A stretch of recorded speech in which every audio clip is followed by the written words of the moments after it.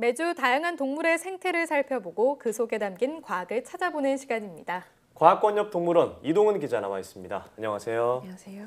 네, 오늘은 어떤 이야기를 나눠볼까 하는데 뒤에 뭔가 보이네요. 네, 맞습니다. 얼마 전에 아마 보도를 통해서 한번 보신 적이 있으실 건데요. 네. 주황산에서 멸종 위기종인 사냥이 나타났다 이런 기쁜 소식을 전해드린 적이 있습니다. 네, 기억나요. 뒤에 보이는 것처럼 회갈색의 털인 사냥이 무인 카메라에 잡혔던 모습이 있었죠. 네, 맞습니다. 당시에 이 주황산 절골지구 인근에서 두 마리의 사냥이 발견됐는데요. 주황산이 국립공원으로 지정된 이후에 42년 만에 처음입니다. 이곳에서는 지난해 4월과 9월 두 번에 걸쳐서 사냥이 발견됐습니다. 그런데 먼저 포착된 한 마리와 이후에 나타난 두 마리가 서로 다른 개체로 확인이 되면서 주황산에는 적어도 3마리 이상의 사냥이 사는 것으로 추정이 되고 있습니다. 그렇군요. 이렇게 42년 만에 발견됐을 정도면 정말 귀한 사냥인가 봐요. 네, 맞습니다.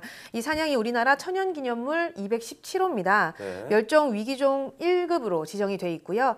그나마 최근에는 개체수가 늘어서 전국에는 지금 1000마리 정도가 살고 있는 것으로 알려져 있습니다. 네, 그렇군요. 사냥, 이름은 좀 친숙한데요. 네. 하지만 우리가 만나기가 어려운 동물이어서 그런지 좀 생김새가 낯설어요. 덩치도 생각보다 큰 것 같고요. 네, 이 사냥은 보통 머리부터 몸통까지 길이가 1m 안팎 정도 됩니다.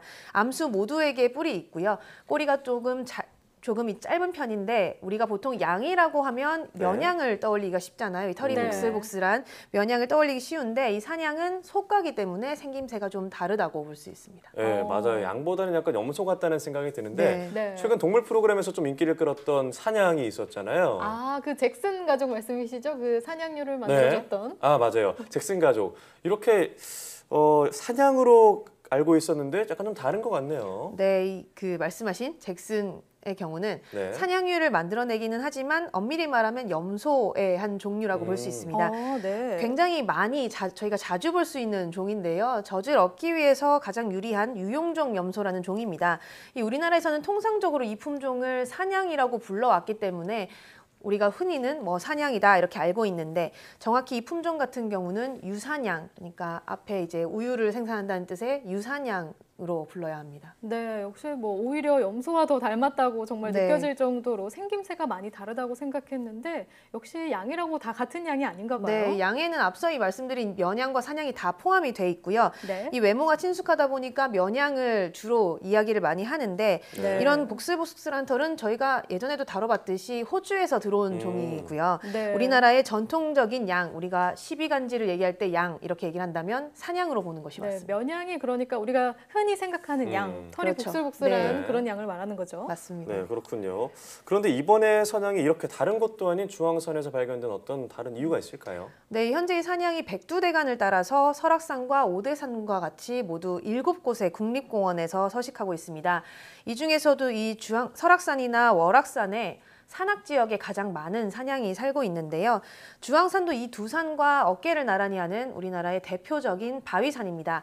이 사냥이 주로 가파른 바위 절벽에 살기 때문에 이 주황산의 경우는 사냥에게는 아주 살기 좋은 환경이 되는 거죠. 아니, 바위 절벽에 산다고요? 그게 어떻게 가능한 거죠? 네, 이 사냥이 보통 해발 600에서 700m 이상 되는 아주 높은 지역에 사는데요. 풀숲에 살기도 하지만 보통 경사가 심한 산악지대에 살고 있습니다.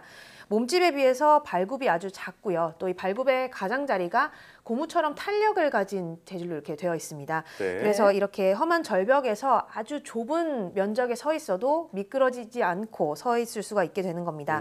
또 이 다리가 굵고 튼튼한 편이라서 한 번에 2m 가까이도 점프를 할 수가 있다고 합니다. 그러니까 아무래도 좀 높은 지역에 살기가 유리하겠죠. 또 이 야생에서 약자지만 이런 신체 조건 덕분에 천적이 다가오면 이 절벽으로도 대피를 할 수가 있고요. 또 최근에는 서식지가 굉장히 많이 파괴가 됐지만 이런 산악지대에도 사냥이 살아남을 수 있기 때문에 점점 더 이 진화를 거듭하면서 생존해가는 것으로 볼 수 있습니다. 그러고 생각해보니까 사진으로 저는 본 적이 있는 것 같아요. 왜 절벽에 이렇게 자석처럼 달라붙어 있는 굉장히 SNS에서 있더라고요. 화제가 된 적도 있었는데 이 절벽에 마치 이렇게 무늬를 새겨놓은 것처럼 사냥이 이렇게 측면으로 매달려 있는 그림들이 굉장히 많이 돌았던 적이 있거든요. 맞아요. 그런 식으로도 굉장히 이 면적이 좁은 절벽 틈 사이에 네. 바위 틈 사이에도 올라가 있을 정도로 굉장히 절벽타기 고수라고 볼 수가 있습니다. 저는 그 대단하네요. 사진이나 영상을 보고서 아니 굳이 왜 이렇게 힘들게 네. 여기 서 네. 있나 했더니 그런 이유가 있었군요. 네. 보니까 그러니까요. 올라가다 떨어져서 죽는 염소도 네, 있다고. 실제로 그런 경우도 네, 있다고. 그렇게 봤는데 자, 산양이 이렇게 험한 산악지대에 살아서 저희가 보기 더 힘들었던 거군요. 네, 아까 말씀드린 것처럼 이렇게 절벽에 사냥이 있으면 실제로 이 털색이랑 뒤에 암벽색이 비슷해서 사냥을 보지 못하는 경우도 아. 많이 생긴다고 합니다. 네. 하지만 아무래도 이렇게 귀한 동물이 된 데는 역시나 뭐 개체 수가 크게 줄어든 게 아무래도 이유가 되겠죠. 특히 사냥은 야생에서 번식률이 아주 낮은 편입니다. 네. 보통 1년에서 2년 사이에 한 번 정도 짝짓기를 아. 하는데요. 한 번 이 새끼를 가지면 250일 정도 임신해 있다가 네. 4월에서 7월 사이에 주로 이제 한 마리 정도 낳습니다. 많게는 2마리를 낳는 경우도 있다고 하지만 보통은 한 마리를 낳게 됩니다. 또 이 사냥은 무리를 지어 다니면서 보통 반경 5km 밖을 생활하지 않고 아주 좁은 반경에서 생활을 하는데요. 네. 이 때문에 이 근친교배 위험이 좀 높습니다. 그 가족이나 친척들끼리 모여 다니기 때문에. 네, 그렇죠. 아시다시피 근친교배가 많아지면 유전적인 이 질병이 발생할 가능성이 높고요.